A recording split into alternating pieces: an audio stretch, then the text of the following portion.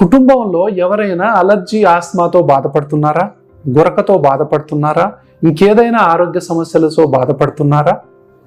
తల్లిదండ్రులు అసలు ఎలాంటి వైద్యాన్ని తీసుకుంటున్నారు? సో వాళ్ళు తీసుకునేటటువంటి వైద్యం కరెక్టా కాదా? ఈరోజు నేను యూట్యూబ్లో ఈ వీడియో చూశాను. నేను, మమ్మీ నీకు ఈ విధంగా ఆస్తమా ఉంది కదా, అలర్జీ ఉంది కదా, లేకపోతే డాడీ నీకు గురక వస్తుంది కదా, లేకపోతే ఆయాసం అంటున్నావు కదా, లేకపోతే గ్రాండ్ పేరెంట్స్ అమ్మమ్మ తాతయ్య మీకు కొంచెం ఊరికే దగ్గు వస్తూ ఉంటుంది కదా, దగ్గి తెమడ వస్తూ ఉంటుంది కదా, ఒకసారి ఈ వీడియో చూడండి అని చూపించేటటువంటి బాధ్యత ఇప్పుడు యువతి యువకుల మీద ఉంది. అంటే కుటుంబ బాధ్యత ఎప్పుడు మనం ఏమనుకుంటామంటే పెద్దోళ్ళ మీదనే ఉంటుంది కుటుంబ బాధ్యత, పిల్లోళ్ళ మీద ఉండదు అనుకుంటాం మనం. కానీ డిజిటల్ మీడియాలో వచ్చిన తర్వాత ఏంటంటే ఇది రివర్స్.